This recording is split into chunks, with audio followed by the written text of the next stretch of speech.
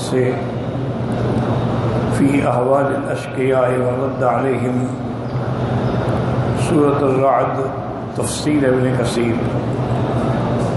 الحمدللہ رب العالمین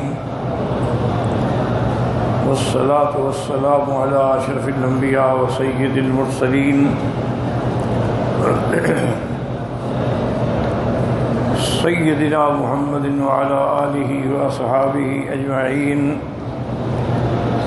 اللہم صل علی سیدنا محمد وعلی آل سیدنا محمد کما صلیت علی ابراہیم وعلى آل إبراهيم في العالمين إنك حميد مجيد۔ أعوذ بالله من الشيطان الرجيم، بسم الله الرحمن الرحيم۔ كذلك أرسلناك في أمة قد خلت من قبلها أمم لتتلو عليهم الذي أوحينا إليك وهم يكفرون بالرحمن قل هو ربي لا إله إلا هو عليه توكلت وإليه متاب۔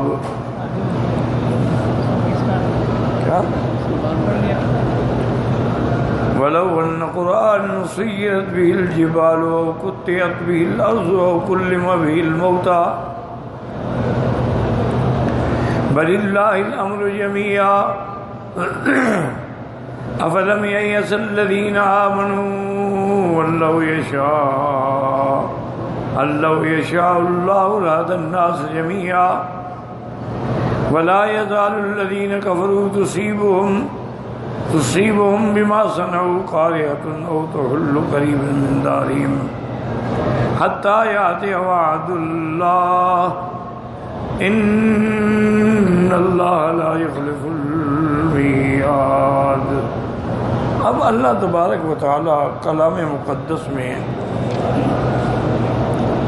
ان آیات مبارکہ میں اس بات نبوت رسالت سیدنا محمد مصطفیٰ اور رد کفار اور مشرکین پر۔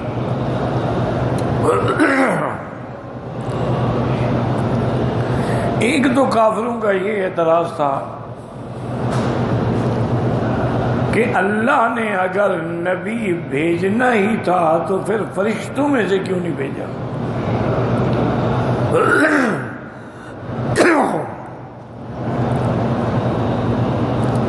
اللہ کے نبی تو بشر ہیں، انسان ہیں، ہماری طرح کھاتے ہیں، پیتے ہیں، بیوی ہے، بچے ہیں، دکھ ہے، سکھ ہے، ان کو پھر ہم کیسے نبی مان لیں؟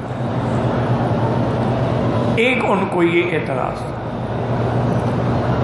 دوسرا، جہاں وہ اللہ کی توحید کے منکر تھے وہاں اللہ کے اسماء و صفات کے بھی منکر تھے۔ یعنی انہوں نے اپنے دماغ میں ایک بات بٹھائی ہوئی تھی کہ بس اللہ۔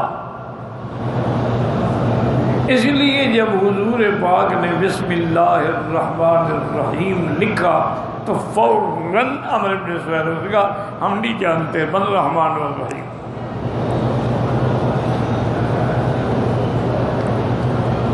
انہوں نے کہا ہم تو بس یہ جانتے ہیں کہ رحمان یمامہ جو ہے مسیلمۃ الکذاب، اس کے علاوہ تو ہم کسی کو نہیں جانتے۔ بہرحال اس وقت تو حضور پاک نے یہی حکمت تھی اور یہی منشاء خداوندی تھا کہ آپ نے حضرت علی کو حکم فرمایا کہ لکھو بسمک اللہم، اور اللہ نے پھر قرآن میں بھی فرمایا قل ادعوا اللہ او ادعوا الرحمن، یا اللہ کہہ کے پکارو یا رحمان کہہ کے پکارو، کیا فرق ہے اس میں؟ لیکن کافر نہیں مانتا۔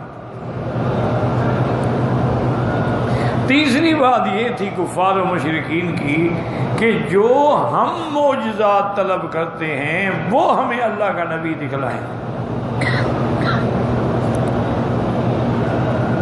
انہوں نے باقاعدہ ایک وفد بھیجا حضور کی خدمت میں،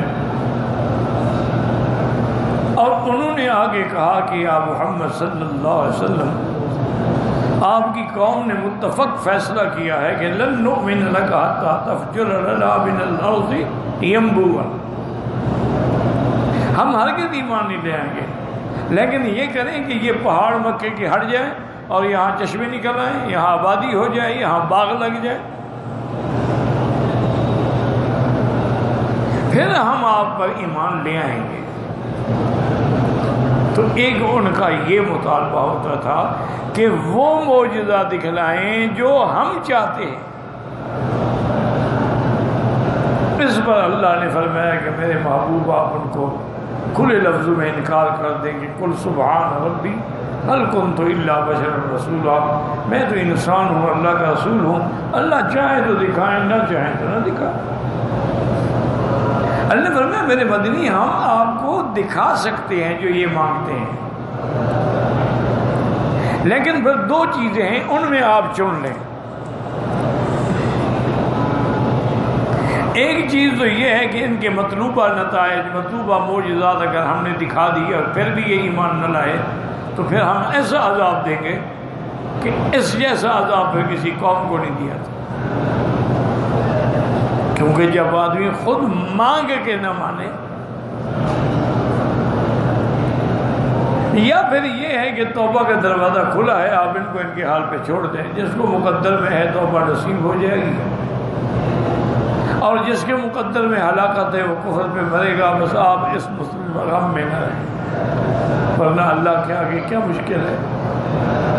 اور تیسری بات یہ ہے کہ ان کا جو مطالبہ تھا معجزے کا وہ بھی بطور اناد تھا، ورنہ اس سے تو بڑے بڑے معجزے وہ دیکھ چکے تھے، شکل قمر کا معجزہ دیکھ چکے تھے۔ اللہ کا قرآن سے سب سے بڑا معجزہ ہے جس کا کوئی مقابلہ نہیں کر سکتا، لیکن پھر بھی معجزہ مانی یہ ضد تھی، مقصد ہدایت نہیں تھا۔ تو اگر ان کو معجزات دکھا دیے جائیں، پھر ایک دوسرا کھڑا ہوگا وہ کہے گا جی مجھے تو یہ معجزہ دکھائیں، ایک تیسرا کھڑا ہوگا وہ کہے گا جی مجھے تو یہ معجزہ دکھائیں، کیونکہ اناد جو ہے۔ اسی طرح ہندوستان میں بعض روافض نے اور شیعہ نے شرارت کی کہ مسلمانوں کے ایک بزرگ ہیں جن کا بڑا مقام ہے اور عزت ہے اور عظمت ہے اور لوگ ان کی بات کو مانتے ہیں، بیعت ہو رہے ہیں، لاکھوں کی تعداد میں ان کے مرید ہیں،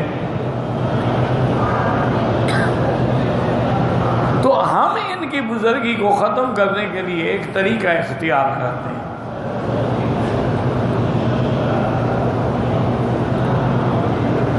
انہوں نے کہا بھی کیا طریقہ ہے؟ انہوں نے کہا ہم ایک نوجوان کو سلا دیتے ہیں چارپائی پہ، اس کو کفن بھی پہنا دیتے ہیں اور مولانا کو لے آتے ہیں کہ یہ جنازہ پڑھائیں۔ مولوی صاحب جب جنازہ پڑھائیں گے اور دوسری تکبیر میں پہنچیں گے تو مردہ اٹھ کے بیٹھ جائے گا، تو ہم سارے ہنس پڑیں گے یار یہی تمہارا پیر ہے جس کو یہ بھی پتہ نہیں کہ مردہ ہے کہ زندہ ہے، سامنے رکھا ہوا ہے۔ تو آپ کی پیری جو ہے نا، بزرگی جو ہے وہی ختم ہو جائے گی۔ تو مقصد میرے کہنے کا یہ ہے کہ دشمن ہر رنگ کا اناد اختیار کرتا ہے۔ مولانا تشریف لے آئے، ان کا حضرت جنازہ تیار ہے۔ انہوں نے کہا بھائی پہلی بات تو یہ ہے کہ تم لوگ شیعہ ہو، میں اہل سنت والجماعت سے۔ انہوں نے کہا جی نہیں نہیں، یہ بندہ جو تھا نا یہ سنی تھا، اسی لیے تو ہم نے آپ کو بلایا ہے، ورنہ تو ہمارا مولوی جنازہ پڑھا دیتا۔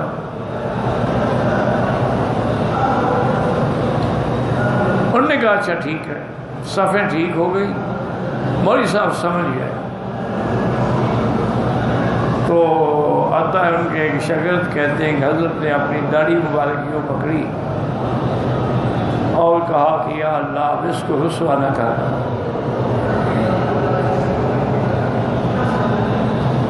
عزت دی ہے تو اب ذلیل نہ کر۔ تکبیر شروع کی، اب دوسری تکبیر کے بجائے وہ پیچھے کھنکھا رہے ہیں، وہ تو اٹھتا ہی نہیں۔ جب آپ نے جنازہ پورا پڑھ لیا فرمایا لے جاؤ اب یہ قیامت میں اٹھے گا انشاءاللہ۔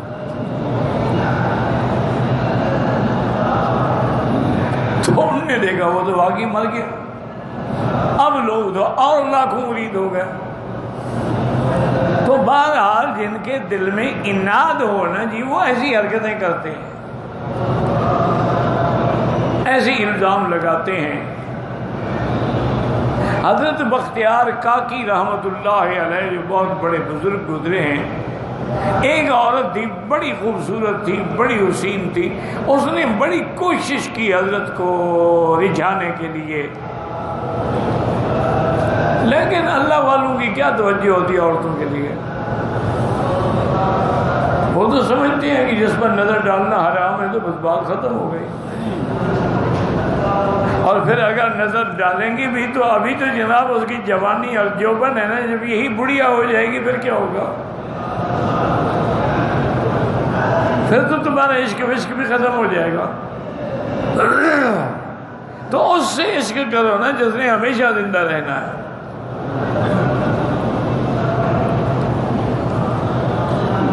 اس نے بڑی کوشش کی لیکن حضرت بختیار کاکی رحمت اللہ علیہ اس کے دام فریب میں نہ آئے۔ اب عورت جو ہے نا یہ مصیبت ہی ہے، پھر یہ انتقام لیتی ہے، اس کی بات مان لو تب بھی جہنم میں جاؤ، اور نہ مانو تو پھر انتقام پہ آ جاتی ہے، اچھا مجھے تم نے ٹھکرایا ہے میں تمہیں دکھاتی ہوں۔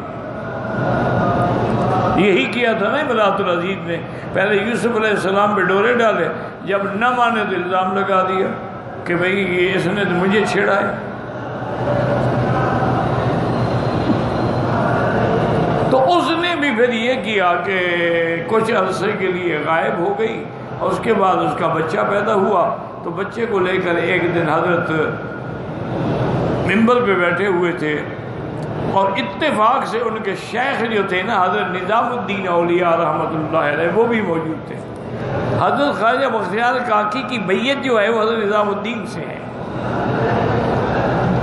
رحمت اللہ علیہ۔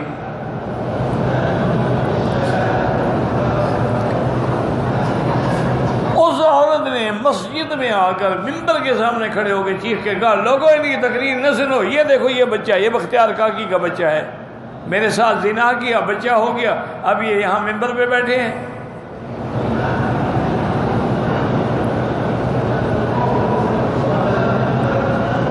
حضرت نظام الدین رحمت اللہ علیہ کو جوش آیا، کھڑے ہوئے، نے کہا اللہ کی بندی کیوں جھوٹ بول رہی؟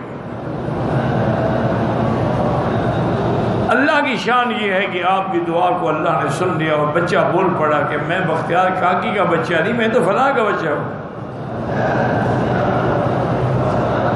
تو اب اللہ نے وہ عیب جو تھا وہ دھو ڈالا۔ اس لیے ہمیشہ یاد رکھیں، اسی لیے اس آیت کو اب آپ سمجھیں، انشاءاللہ سمجھ آ جائے گی۔ اللہ نے فرمایا مدنی جو ہم نے آپ پر قرآن اتارا ہے نا، اس کی برکت سے تو پہاڑوں کو ہم چلائیں تو چل پڑے، زمین کو طے کر رہے ہیں، اس کے ذریعے مردوں کو کھڑا کر کے ہم زندہ کر رہے ہیں، لیکن یہ پھر بھی ایمان نہیں لے آئے۔ ان کے سامنے اگر مردے زندہ ہو جائیں، ان کے سامنے اگر پہاڑ چل پڑے تو یہ ضدی قومیں ہیں، یہ پھر بھی ایمان نہیں لے آئے۔ اور جنہوں نے ایمان لانا ہوتا ہے نا وہ معجزے نہیں مانگتے۔ ایک آدمی آیا، قبیلے کا سردار تھا، ابو جہل نے بڑا روکا لیکن وہ حضور کی خدمت پہ گیا، کھڑا رہا، دیکھتا رہا، اس کے بعد کہا کہ حضرت مجھے کلمہ پڑھائیں۔ حضرت نے کلمہ پڑھایا، واپس آیا، ابو جہل یہ کیا کیا تو میں نے کہا واللہ لیس ھذا وجہ کذاب، یہ خوبصورت چہرہ جھوٹ بول ہی نہیں سکتا۔ انہوں نے کہا ایسا چہرہ کبھی جھوٹ بول سکتا ہے؟ جھوٹ بولنے والوں کے چہرے پہ نور نہیں ہوتا، ان کے چہروں پر تو لعنت ہوتی ہے۔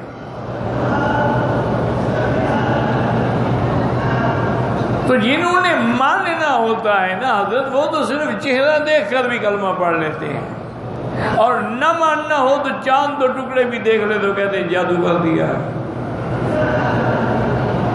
اس لیے فرمایا وَلَوْ أَنَّ قُرْآنًا سُيِّرَتْ بِهِ الْجِبَالُ أَوْ قُطِّعَتْ بِهِ الْأَرْضُ أَوْ كُلِّمَ بِهِ الْمَوْتَى بَل لِلَّهِ الْأَمْرُ جَمِيعًا أَفَلَمْ يَيْأَسَ الَّذِينَ آمَنُوا أَن لَّوْ يَشَاءَ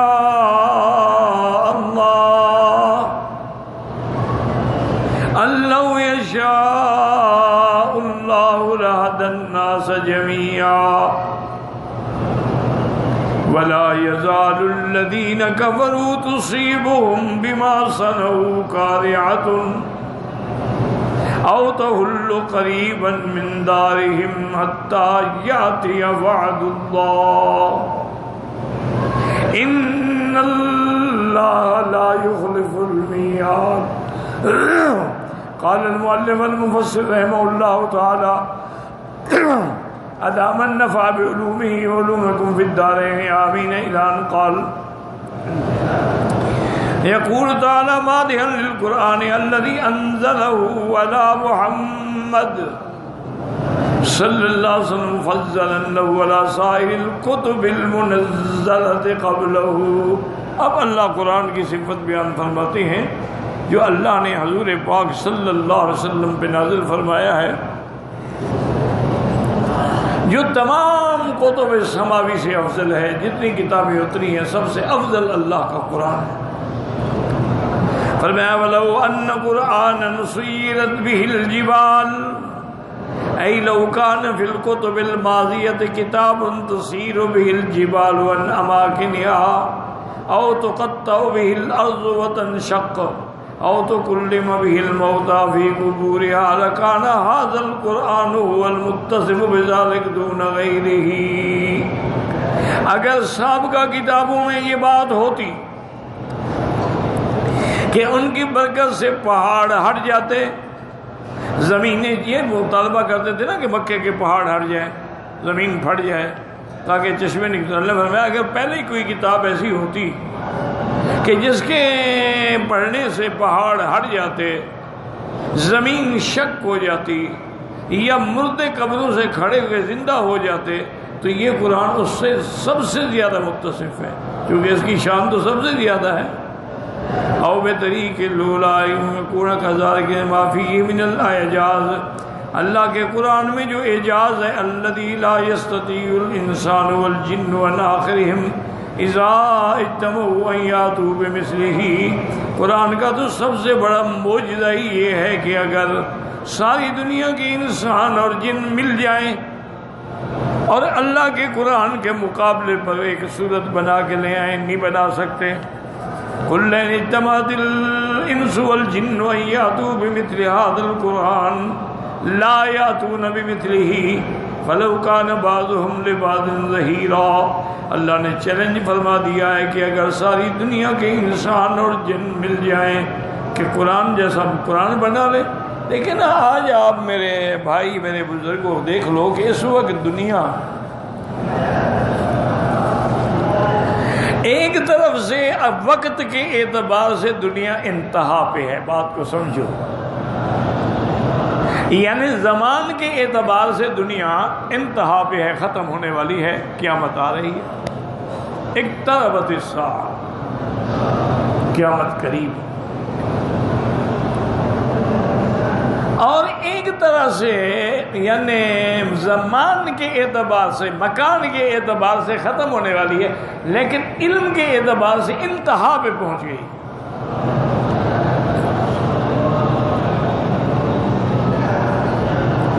یعنی اس وقت پوری دنیا میں جو علوم ہیں یہ پہلے نہیں تھے، اب آہستہ آہستہ آہستہ علم الانسان ما لم یعلم، اللہ انسان کو وہ علم دیا ہے وہ نہیں جانتا تھا. کہ اب انسان کے علم کا کمال یہ ہے کہ اتنی چھوٹی سی ایک میکرو فلم میں آپ کی ساری کتاب آ جاتی ہے.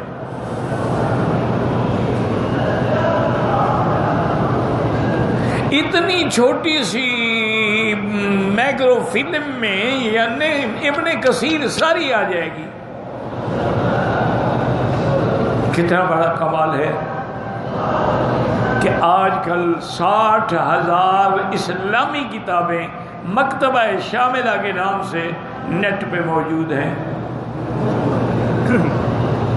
علم المیراث جو ہے وہ سارے کا سارا نیٹ پہ موجود ہے۔ فقہ علی المذاہب الاربع جو ہے ان چاروں اماموں کی فقہ وہ نیٹ پہ موجود ہے۔ کتب الست جو ہیں سیاہ ستہ کی کتابیں جو ہیں حدیث کی ساری موجود ہیں۔ اس مقام پہ یعنی علم پہنچ گیا ہے، اس مقام پہ علم پہنچ گیا ہے کہ ایٹم کیا ہے، کہ ذرہ ہے۔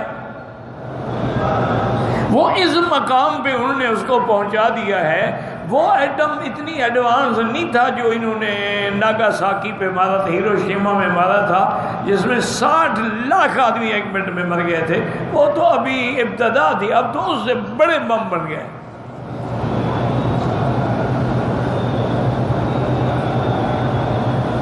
اتنا یعنی علم نے ترقی کر لی ہے، علوم انتہا پہ پہنچ گئے۔ لیکن جب تک اللہ ہدایت نہ دے اس علوم سے کوئی فائدہ حاصل نہیں ہو سکتا۔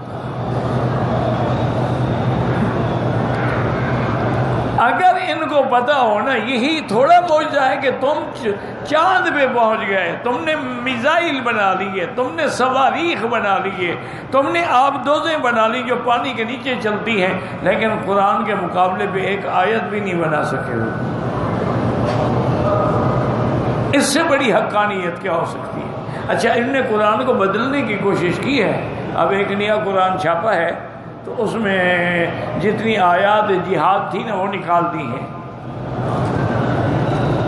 اچھا، جیسے بعض شیعہ نے، روافض نے بھی قرآن میں تحریف کی کوشش کی ہے کہ یا ایھا الرسول بلغ ما انزل الیک من ربک فی خلافت علی فإن لم تفعل فما بلغت رسالتہ، لیکن وہ چلی نہیں۔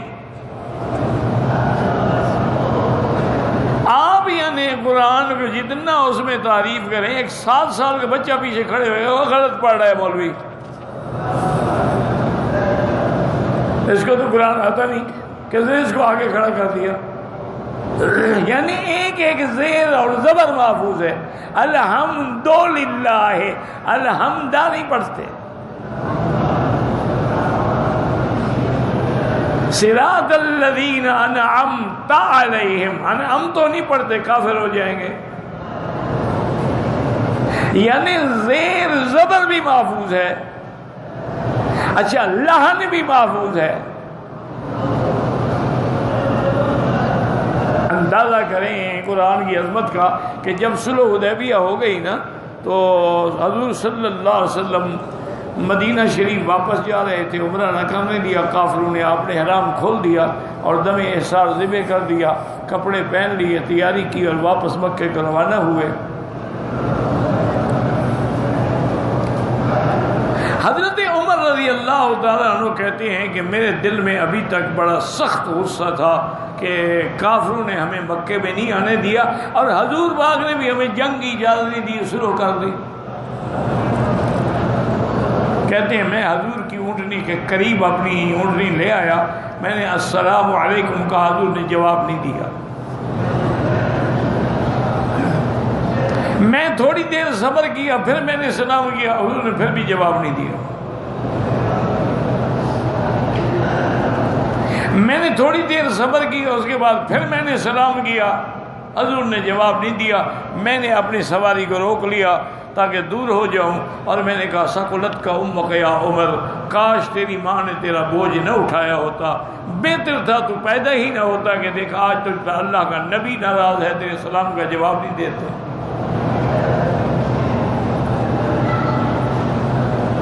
حضرت عمر فرماتے ہیں میں پیچھے ہٹ گیا کہ آواز آئی کہ اللہ کے نبی آپ کو بلا رہے ہیں۔